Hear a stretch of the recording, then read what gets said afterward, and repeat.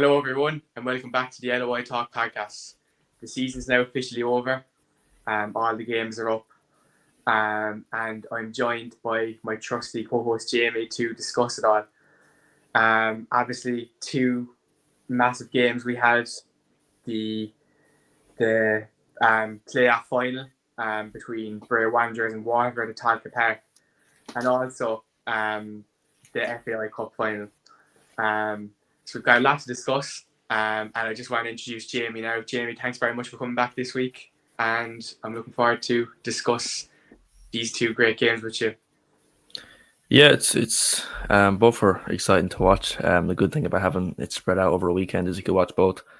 The cup final in particular, a great occasion, obviously the pinnacle of domestic football in this country. Shamrock Rovers completing a historic double, and arguably the greatest team of all time, which I'm sure we will discuss throughout the podcast. There's definitely an argument to be made for that. A historic double. I believe it's their first double since 1965, so it's a historic moment for them for sure. For a club that has been around, a bit around the block since 1899. But anyway, we're going to just get straight into the reviews for the games. The first game we have to cover is Bray Wanderers against Waterford. Bray, as we know, as we've discussed all year, have a very young team, right? The likes of Farazai and Billy O'Neill and so on and so forth. But it was actually Conor Knight who scored the opening goal for Bray. They took the lead through him in the 8th minute. It was a really cracking finish, to be fair. However, Waterford weren't long getting back into it. It was their star player this season, Conan Noonan, who potentially could be in for a return to his parent club, Shamrock Rovers, next season. And while in addition, he would be to an already really stacked midfield. Conan Noonan got the equaliser 30 minutes in, and it was Sam Glenfield picked up the winner for Waterford in the 74th minute, sealing Premier Division football for Waterford. As Jamie said, it was a really entertaining game, live on Virgin Media, which was great as well, under the Talca Park lights. Look, you have to feel for Bray. I mean, they've fought really hard all season. They've been impressive in the first division, kind of silently been going about their business. But at the end of the day, just wasn't quite enough in the end, and Waterford had too much quality. I guess one thing, Jamie, I might put to you is, does this demonstrate the gap between the first division and the Premier Division? Or is that gap closing? What would your view on that be? And also just give any general thoughts you have in the game. Go ahead. It was a close game, it's not like Waterford battered them. Like Waterford have been bad all season, and they came to Bray, and it was a close game on a really bad pitch. Talca Park didn't look great at all. I know there was a UEFA Youth League game. Shelburne were playing there, I think, the day before or the Wednesday. So, and obviously there was a lot of rain, but even then it was in bad condition. Bray. Look, Bray have a lot still in that squad if they keep the general core. I know they're filled with a few divas, like the last couple of weeks. Billy O'Neill. I know he's a great player, but he's just sort of annoyed me with his sort of antics, or his parents' antics on social media. Look, I prefer to see First Division teams go up in this game because I think it just makes the season, the following season, more exciting, a little bit fresher. But look, I'm assuming Waterford, there'll be changes. They brought in a new technical director today. I know they made a statement addressing that the season wasn't good enough. And look, if they can rebuild, get a manager, I don't think they'll keep the current one. I'm not sure what the situation with that is. I know there was talk about Mick McDermott, but look, in the League of Ireland, I think your whole team can change in 2 months over the off season, and we could be looking at a completely different Waterford team next year. And you would think that's needed because the current team, especially because they're going to be losing Conan Noonan, maybe Padraig Hammond, isn't quite good enough. And I think the relegation battle, there will be a lot higher quality next season. For sure. Dundalk have managed to keep on to Kilduff, which is a huge thing for them. And of course, Galway United look, are possibly going to regroup and get stronger. Sligo Rovers are already making moves in the window. So yeah, it's kind of it's kind of worrying for them, I would say, ahead of next season. But at the end of the day, look, they've done their job. They've managed to stay up. I guess, yeah, I think they probably got. Obviously, their fans wouldn't like me to say this. They probably got one or two lucky enough wins throughout the season. Potentially, you could argue that has clinched them to get that ninth spot. Now, in fairness, we will get on to Cork City later, who were obviously unbelievably off the pace in the league. So that they've only no one to blame but themselves. And I suppose look, we have to remember as well how close it was between Waterford and Galway. Both finished on 39 points. So yeah, it is probably worrying times at the RSC, but look, they have probably been in less favourable positions and have still come out flying. So who knows? It's going to be very interesting to see how Waterford get on over the over the next year, I suppose, and what they do in the transfer market. However, Bray Wanderers, think they could potentially get raided, but you'd like to think they'll keep the head up and keep going. So with that, we may move on to the elephant in the room. It's the FAI Cup Final, right? FAI Cup Final, absolutely a good game, to be fair. Not a classic game, not a game for the ages. There was obviously Cork City played a real low block. However, yeah, it was a good game. Dara Crowley has a really decent chance from well outside the box early on, and forces a decent catch type save out of Ed McGinty. Other than that, Shamrock Rovers definitely had the majority of the chances, even in the first half. But ultimately, the key moment of the match came in the 43rd minute, as Harry Nevin, who controversially he started in the first place, really, as he hadn't played since August, picked up a red card. Really tough moment for the Cork City Youth Academy graduate. Really tough moment. But it was an absolutely silly challenge. I think he knows that himself. And Josh Conan, actually, funnily enough, the former Cork City player. Yeah, it was a reckless challenge from Nevin, but look, I suppose obviously whenever you go in for a slide tackle like that, you're trying to win the ball. But I mean, when you look at it back, there wasn't even much ball to be won. He didn't get near the ball, So yeah, that was really the turning point in the match. Before then, Cork City were kind of frustrating Shamrock Rovers. I felt that Nash took a gamble with playing Harry Nevin, but the gamble in the first half at least somewhat paid off, because he was getting a lot out of Dara Crowley in midfield. Dara Crowley did a lot of work, and of course Greg Bolger as well. I have a couple more thoughts on the second half then, which I will get to, but I just want to bring Jamie in here first to get Jamie's couple of thoughts on the match. So go ahead there, Jamie. Yeah, Rovers started off sort of predictable. So City really got the better of the chances.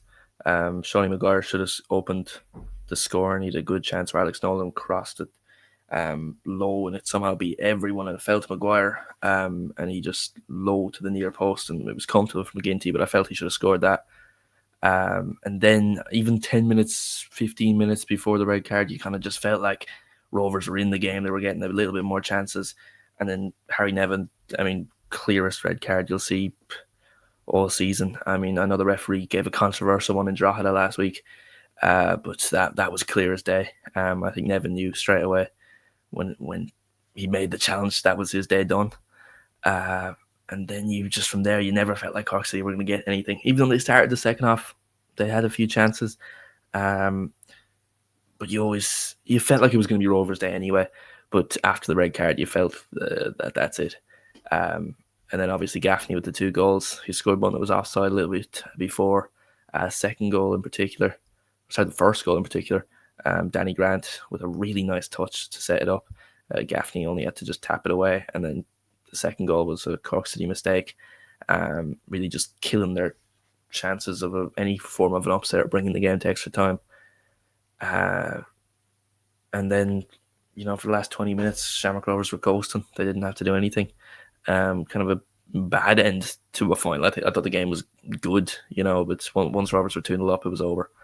There was nothing left to play for, and they just coasted to a double. Yeah, 100%. Freddie Anderson comes close as well with a chance just in the start of the second half. Freddie Anderson, along with Kit Nelson and Caden Kamara, have officially gone back to their parent clubs, Stoke City for Freddie Anderson and Preston for the other 2 lads, who I think, in fairness, 3 young players, right? 3 very young players, and they probably bared way too much responsibility for a senior men's side this particular season, right? But I think they are 3 players with a big future.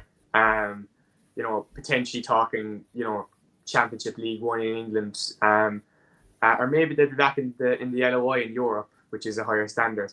So 3 fantastic. I think 3 fellas that really did the jersey proud, considering how young they are, and so on and so forth. But particularly Freddie Anderson.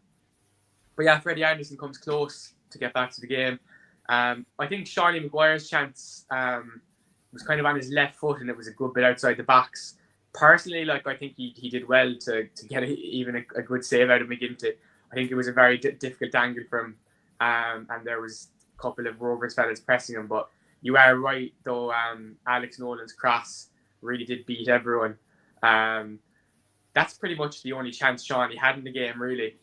They were trying, City players were trying to lump it up to him and hold up the ball, but that's not really his style, per se. So he had a bit of a difficult day at the office, and he's publicly came out and said it was one of the most difficult days in his football career yesterday, or Sunday, I should say.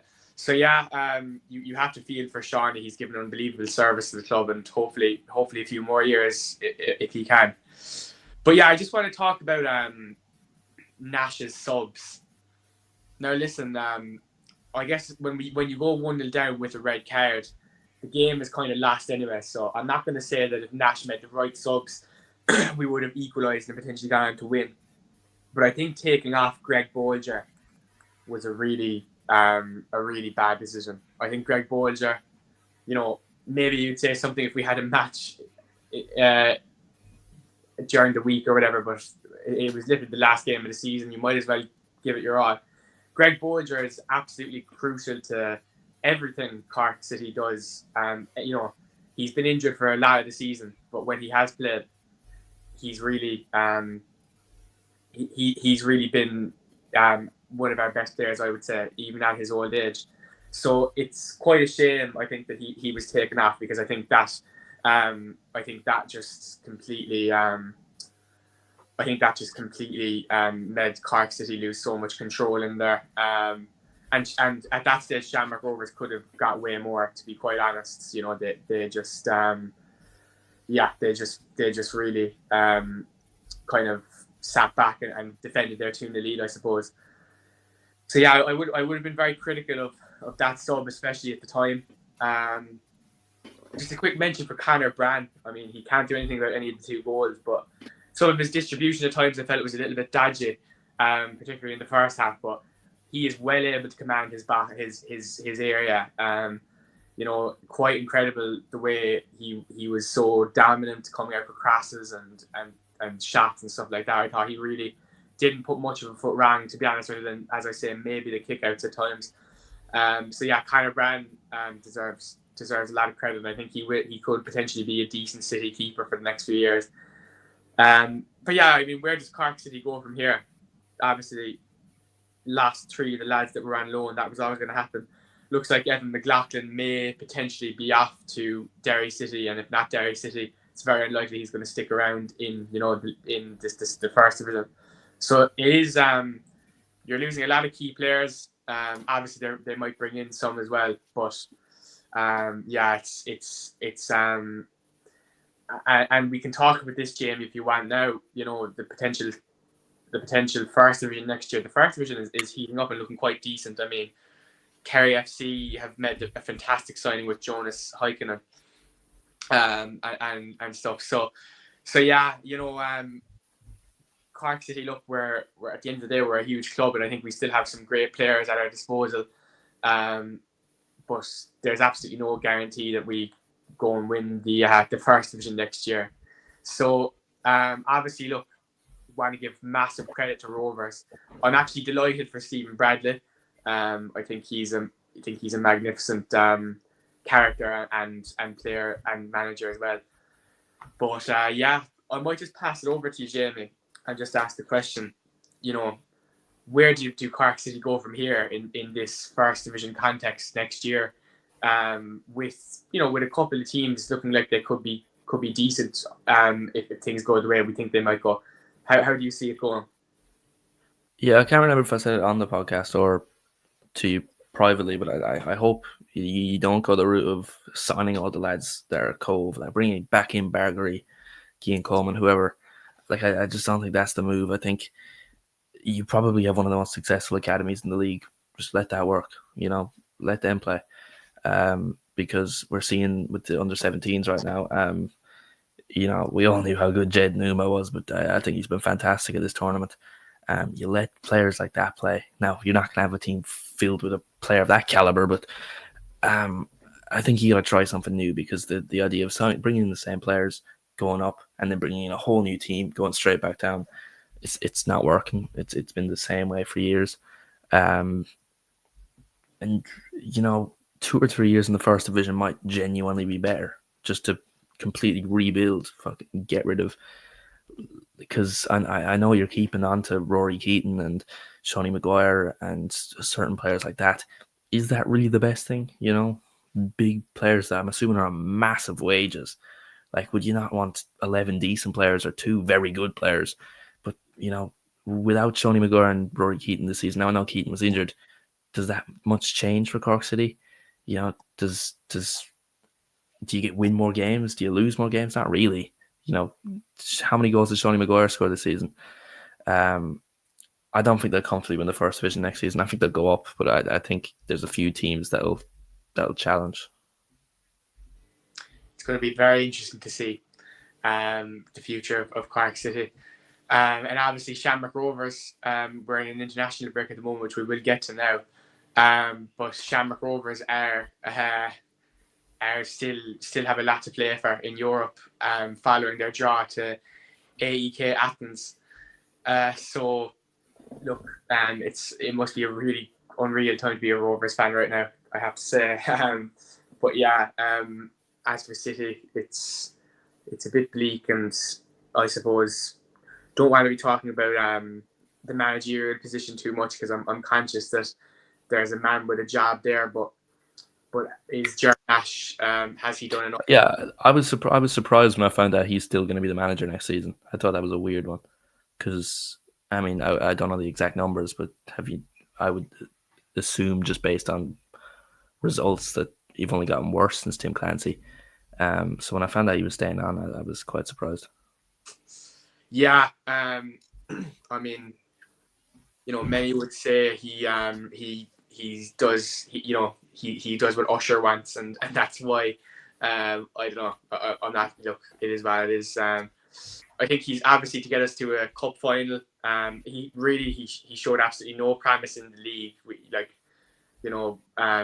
Other than a few wins against Waterford and Galway, he didn't really do much in the league. But I guess maybe the club are looking at him saying, he got us to a cup final. Let's give him a chance and see can he rebuild and get us a solid place in the first division. I don't know, but whatever way you look at it, it's not an ideal situation. I guess there's a lack of managers maybe on the market as well. I think that's it. And he's a young guy, and they just want to give him a chance. I don't know. So it's an interesting one. Yeah, on the Rovers result in Europe, you would say that should really. They have one winnable game. They have 2 games left. One's against Shakhtar Donetsk, which we'll call it a write-off. And they have another winnable game. They win that, you would assume they get to Conference League playoffs. But with Shelbourne, I think Shelbourne's European campaign's over. I mean, losing to that game on Thursday, that's embarrassing. They've lost 2 really bad games. They've done well to qualify, but yeah, I mean, they've done nothing in Europe so far. And I think it's up to Shamrock Rovers, because we're going to, if we want to keep the coefficient ticking over nicely for the years to follow. I mean, considering Shelbourne's recent domestic form, they ended the season like a house on fire. I really thought they might have done made more of an impact in Europe, but unfortunately, you're right, they have been really poor. So we will of course be covering the next European matches as they come. So please do stay in tune with the podcast for that. Just as we close out now, obviously a bit of a shorter episode today because we don't have all the league games to cover, but we want to talk a little bit about the Ireland camp. So some controversial decisions from Heimer Hallgrimsson this time. Kevin O'Toole is the big story. The American-born left back from New York City FC has been called up as Robbie Brady is still injured, and Callum O'Dowd, I believe, was unavailable as well.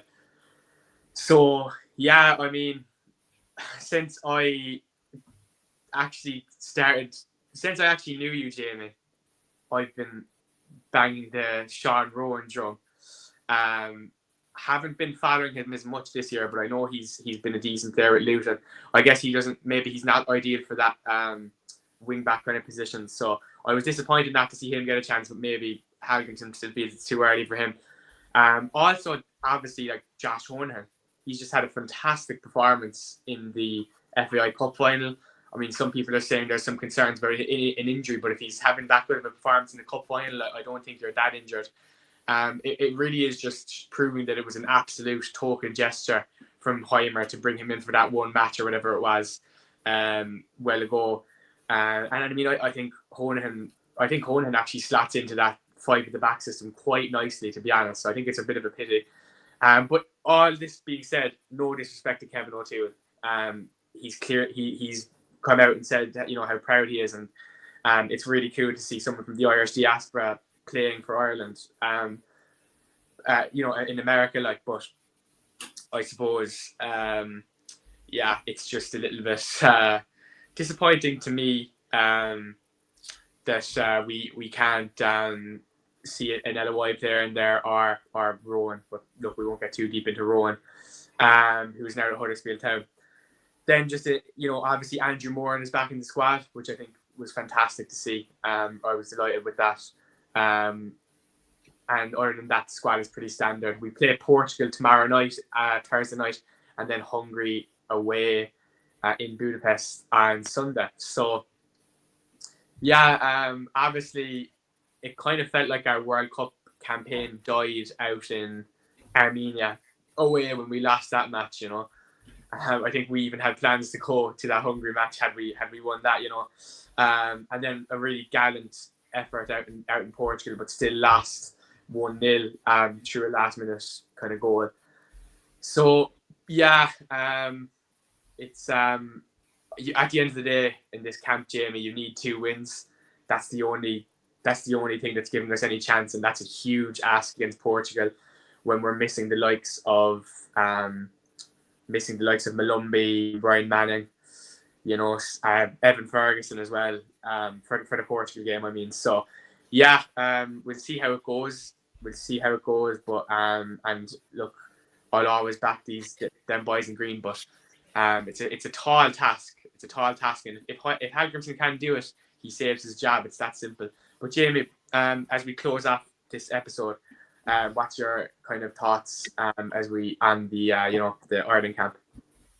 Yeah, in fairness about Josh Honahan, he was injured. He did miss 2 or 3 games.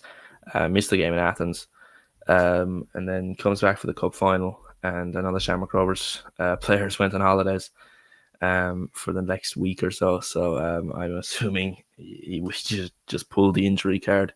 I think, I don't know that obviously, but I think there's a very real chance he just thought that. I'm just happy James McLean didn't get called up. I'm sick of seeing him in an Irish jersey. I've seen shouts that, oh my days, that would have been me done with Halgrimsson. I don't know who Kevin O'Toole is, to be honest, but anything's better than James McLean. Johnny Kenny's in the team, which, if this was a year ago, I would have been happy to see Johnny Kenny in the team, but now he's playing the Scottish League, so I don't really care. Yeah, I don't know. I have no hope. I think it's over. Yeah. I'm just looking at this Ireland under-17 World Cup. That's what has me. A lot of League of Ireland representatives and that they look so much better on the ball than the current Irish team, which is weird. I know they're playing at a lower level, but there's just something enjoyable about watching that 17s team. I've quite literally been skipping school to watch Jaden Numa play. And Michael Noonan's been fantastic. Vinnie Leonard, who I've seen a lot of at Dundalk this season, he's been brilliant. Almost everyone in that team has just been really exciting to watch. It just gives you so much hope for the future, but the present is fairly bleak. I think we maybe scrape a draw against Portugal, but I think Hungary batter us in Budapest. And just hopefully something happens for Euro 2028. I'd be interested to see who you would pick as a new manager. I haven't a clue. It's tough pickings to pick an Irish manager at the moment. I don't know who you go for. It's a near impossible question to answer. I will try and give some sort of an answer, but I put an absolutely wild rogue shout out there for Rafa Benitez some time ago. However, he is gone now to I believe Panathinaikos in Greece, or he's got a new job anyway. Whether it's Panathinaikos or not, I could be wrong. So that's not going to happen. That was just more of a dream than a realistic, target. I would love to see, and I know a lot of Celtic fans would probably say I'm mental for this. I would love to see Brendan Rodgers being given the keys. I think he's experienced and an Irishman. Obviously, I think in terms of Irishman, he's definitely probably the best on the market. And I think he would genuinely give a lot to the job. I think it would be one of the honours of his life to manage Ireland.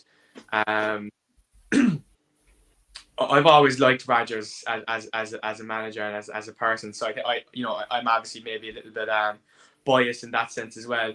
But it's really hard. It's really hard to actually say who we should go for. Obviously, there's some shouts for Damien Duff as well. Look, Duff obviously a historic winning the league with Shelburne and all that, but it was a car crash towards the end, and does he really have the experience? But so look, Robbie Keane is another one. I mean, he's doing fantastic out in Hungary at the minute. Ferencváros, he did well in Israel as well. But does he have the? I just think the Ireland job now is a bit early for Robbie Keane. I'd like to see him, go to the next level in his career before he's given the keys to the Irish. He'd be my pick. If we could get him, I'd take him. Easily. Fair enough. He's been successful everywhere he's gone. Obviously his last job was quite controversial, but he was factually successful there. Yeah. And they're unbeaten in the Europa League so far. Ferencváros, obviously he's our top scorer. But there's such a difference between club management and international management that I would like someone experienced in international management, but we've gone down that route with Halgrimsson and that hasn't worked out that well. So it's like, what do you even do? Because I think we have a good squad. It's just about finding the right manager. I agree with that. Yeah. I mean,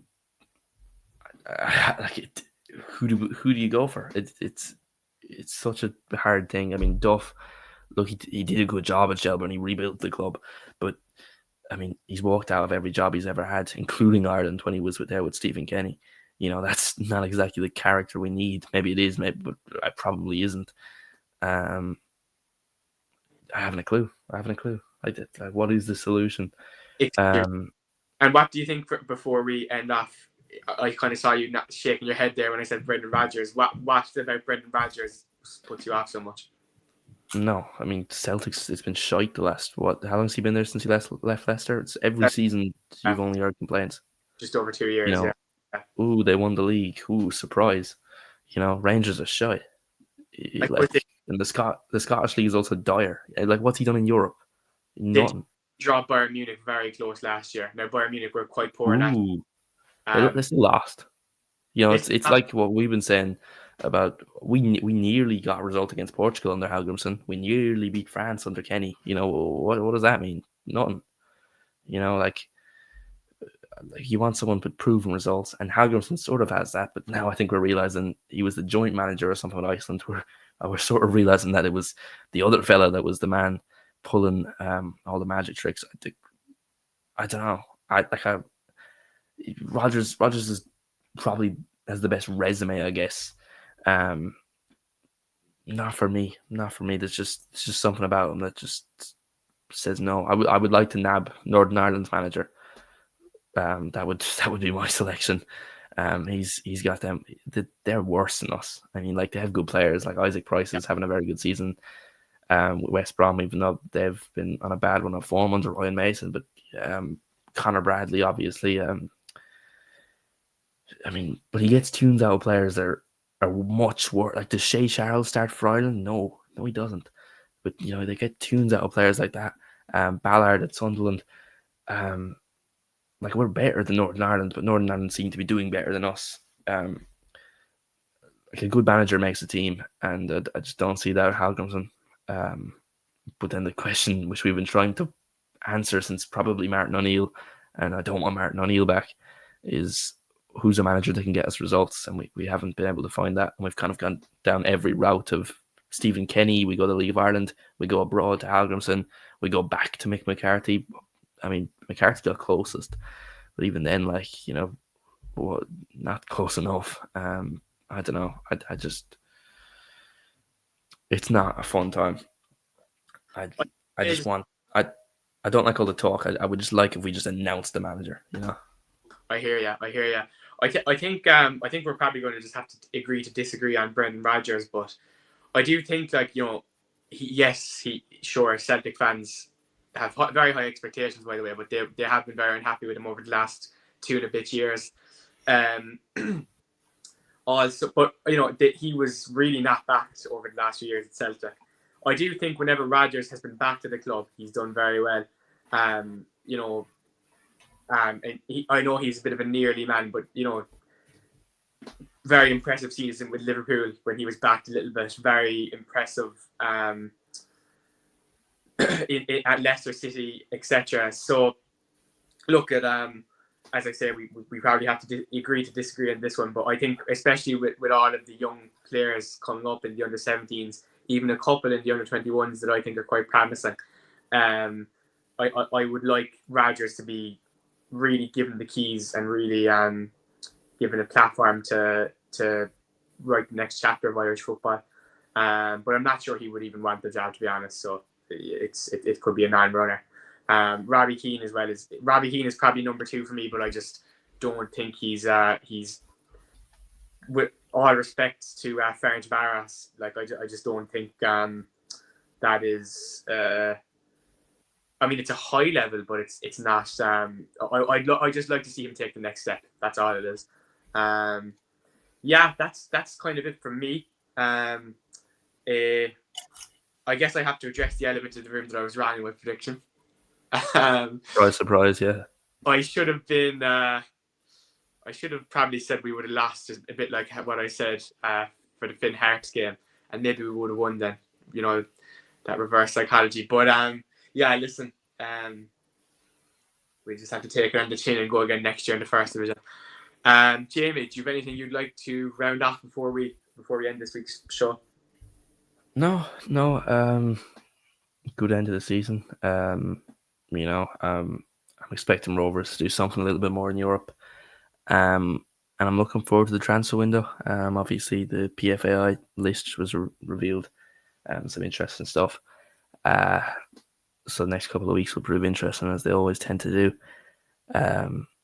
Very exciting rumours with Kerry FC, but I won't say nothing, just in case it just blows up in my face. But we'll be in the playoff mix next season for sure if some of these come true. Fair enough. Just bawala mará go trid tá píos an nua ar an tiidir líon LOI Talk nua le Luco Mahoney as Gaeilge is preview as an clutha in oig an Fortune Gale. So yeah, just a little treat for the Gaeilgeoirs. Luco Mahoney has a new piece up on the website in Irish language, preview for the Portugal match, and also please read all our other stuff as well if you're interested in the world of League of Ireland and broader Irish football. Yeah, that's and also just a really quick thing. Go to our Twitter, linked in the bio and stuff, and vote for your team of the season. We have done that. Our Supreme Leader Keane has been very good to start that out for us. So yeah, please do that if you get a chance. Thanks everyone very much for watching, and we'll see you all soon. God bless.